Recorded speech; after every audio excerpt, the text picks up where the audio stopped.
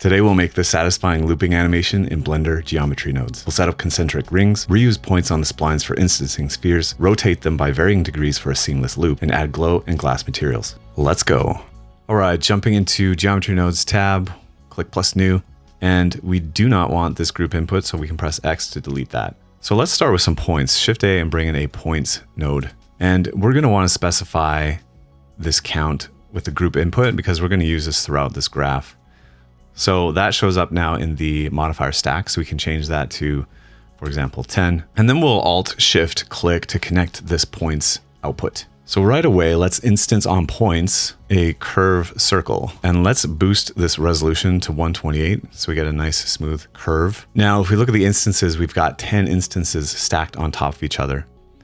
So what I want to do is I want to set the scale based on the index. And it'll go from index 0 through 9. And if we plug that into the scale here, we can see that we get these concentric circles. And if we were to change this from curve to mesh, right away, you'll see that we have this increasing scale. And that's because we set the scale on this instance on points.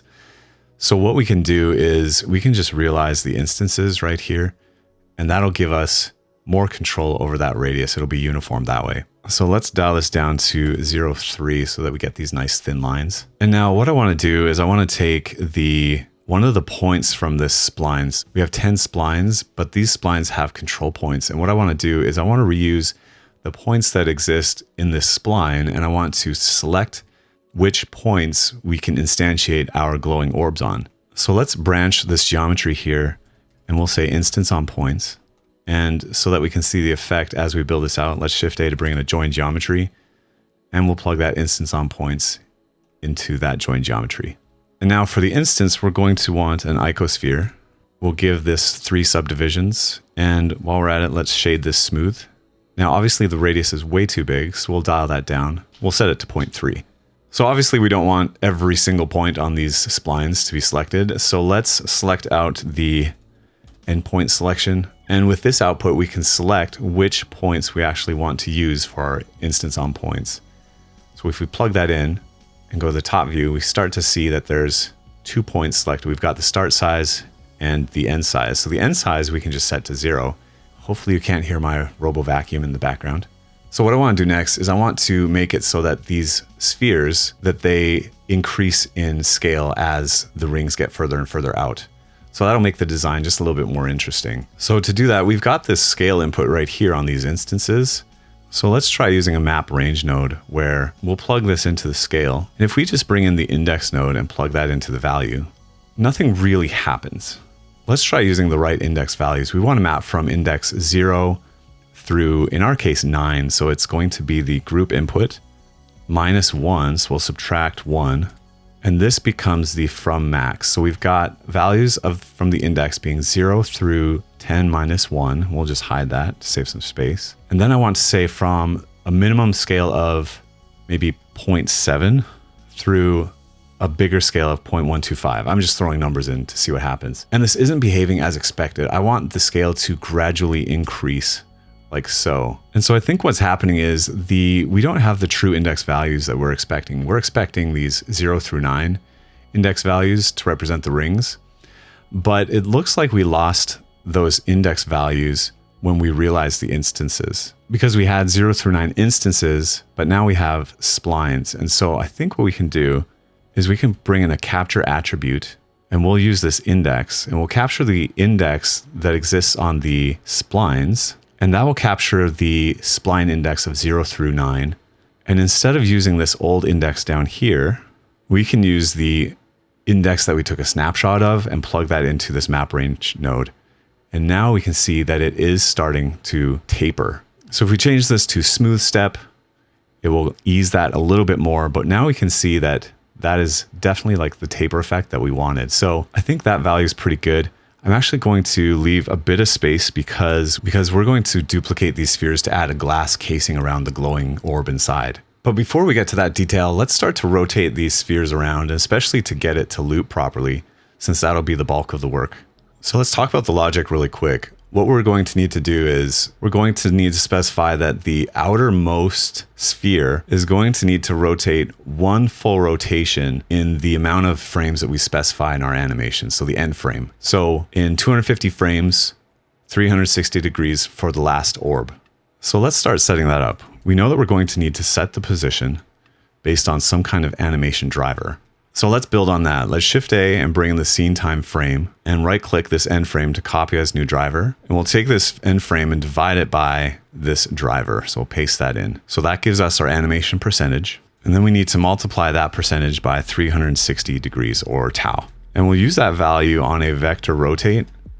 And that will spin these instances around their ring. So if we plug this into the position, and if we pull in a position node representing the position of each of these spheres and plug that into the vector, now we can see that we can start to rotate on the z-axis this value. So if we just take this tau value and plug that in and press play, we can see that it starts to rotate around these circles. Now, let's change the frame rate to 60. That's what I'm recording in. And so the speed looks a little bit too big, so I'm gonna increase the end frame a bit to slow that rotation down. Maybe even 600, so about 10 seconds to rotate fully. But now let's flip it. Let's Shift A to bring in a map range node. Let's pull in an index. So we know that our index value goes from 0 through count -1. And we've got this group input -1 right here. So I'm just going to steal that same connection and say from max of, in our case, 9. And so now we want to flip that. We're going to go from 9 to a value of 1. Actually, correction, because we're making this go from 0-based indices, so 0 through 9, to 1-based, 1 to 10, we need to take this count as is and say that that is our 2 min. So that will be 2 min of 10 and 2 max of 1. So what that does is it flips these values so that if we multiply this now, this will say that the outermost sphere is going to rotate 1 full time in this animation, and then the second sphere next to it will rotate 2 full times, then 3 full times, etc. And so now if we take this tau output, some percentage of tau, and plug that into the number of rotations per index output, we need to plug in this output into the angle here, and now they start to rotate or orbit independent of each other. And that is perfectly looping, which looks really cool. What I want to do is at the very end of this, let's add a transform geometry node. Let's go back to the start of the animation, and let's spin it so that the start of the loop is at the very bottom here, closest to the camera. And I don't want it to spin that way. I want it to spin to the left or clockwise. So let's just add in a negative in front of this tau, and it will start to spin clockwise now. All right, so last thing I want to do as far as the procedural modeling goes is I want to sneak in an additional orb around this. This will be the inner orb that will be glowing, and we'll put a glass orb around it. So let's take the set position stream and we'll bring in a scale instances node here. And we can plug that into the join geometry really quick. And in the 3D viewport, press Z and go into toggle X-ray. So if we zoom in on one of these orbs and scale up this smaller orb, we should see that there is this space around the inner orb. Now we'll make that kind of small, because what we're going to do next is to give this outer orb some thickness. For the glass effect, we'll just extrude that mesh. And we definitely don't want individual faces, but let's bring that offset down quite a bit. And let's zoom back in, and that'll let us see the thickness of the glass. And I got to make sure that it's not touching the bottom here. This is the last orb, so we'll leave a tiny bit of space there. So I think that's looking pretty good. What we can do if we want to close that gap just a little bit further is we can change this to max scale just a little bit further. And now this looks pretty good. So we've got 3 geometry streams here. We've got the rings, we've got the inner glow here on this line, and then we've got the glass sphere on this bottom line. So let's Shift A to set materials on all 3 of these, and Shift D to add them like that. And let's just go to the shading tab really quick, go to the top view, and let's create some materials. This one we'll call metal ring.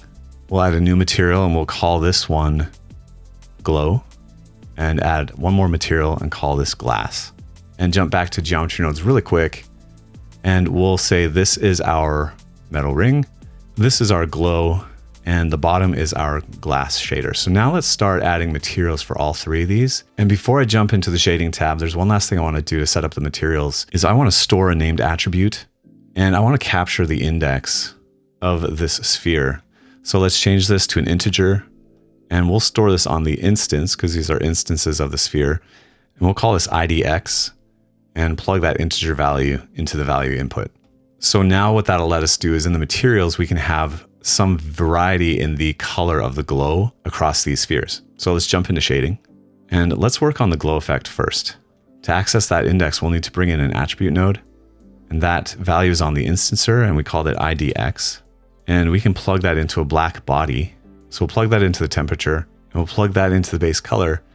And we can't see anything happening right now. That's because the outer sphere is blocking that. So let's just Control Alt right click drag to disable that connection. And that'll let us focus on the inner glow. So now we can take this black body value and we can start mapping this. So let's take this factor output and let's divide this by, in our case, we know that the count is going to be 9. So it'll go from a value of 0 through 9. So 9 divided by 9 is 1, 0 divided by 9 is 0.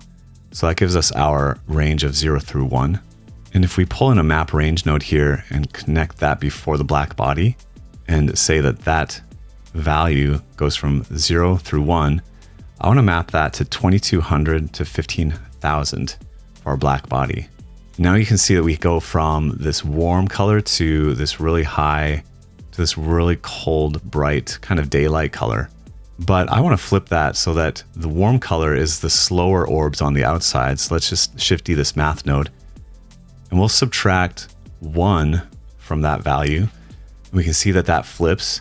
And the last thing I want to do is to have a little bit more control over the shape of this interpolation. Let's drag a point down here in the middle and just shape this curve a bit so that we see more warmth than we do that blue. Without it, we have a lot of that blue color, but here it's going to be a lot warmer. So that's looking pretty good. Okay, so let's take that black body output and plug that into the emission. And let's give it a strength of maybe 4, maybe 5, we'll see.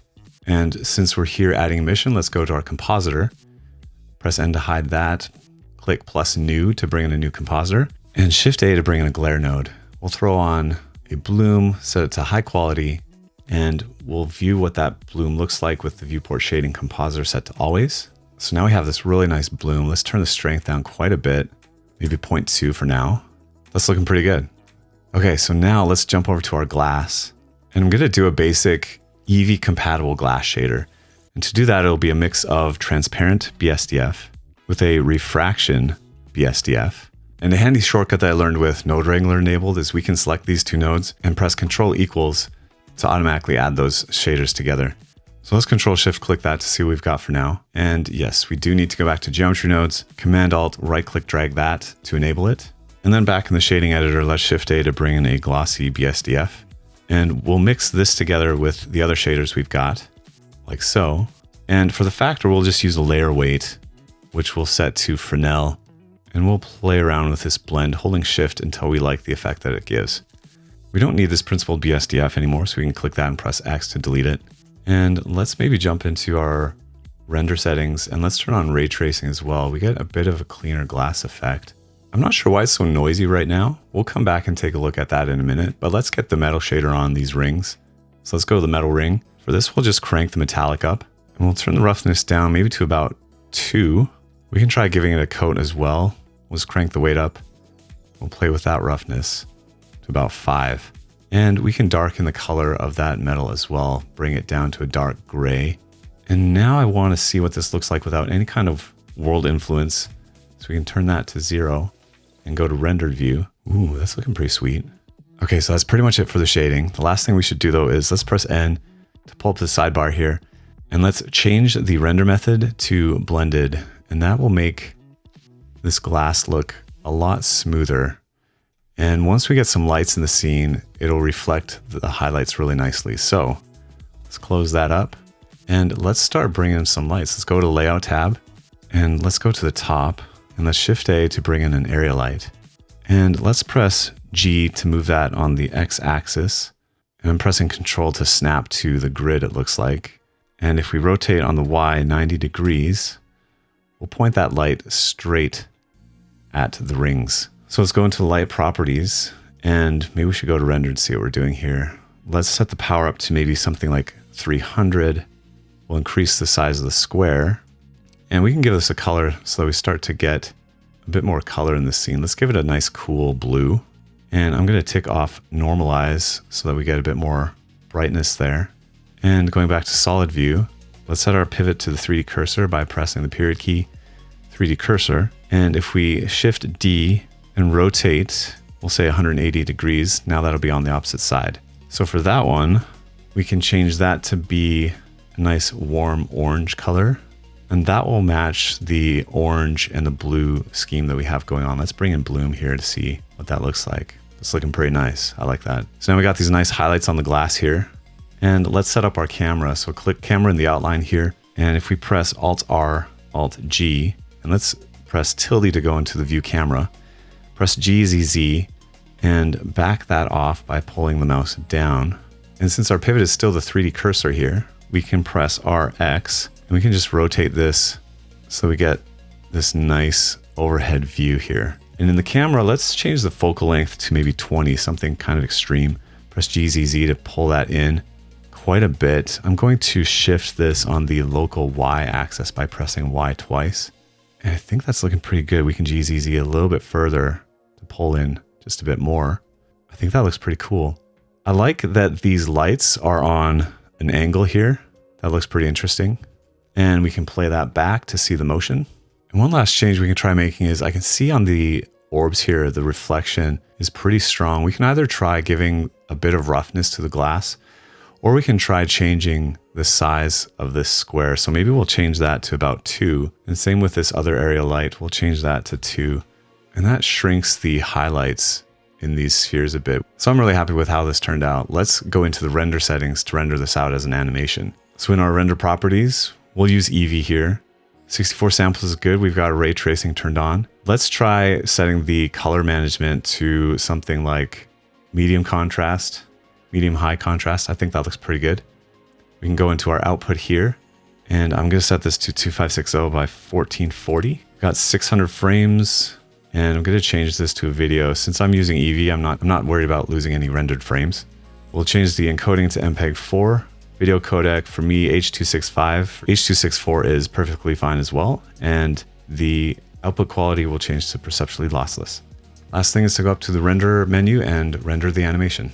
Thanks for joining me today. Make sure you subscribe for more Blender tutorials. And for more satisfying animations, click the video popping up right now. You'll love it.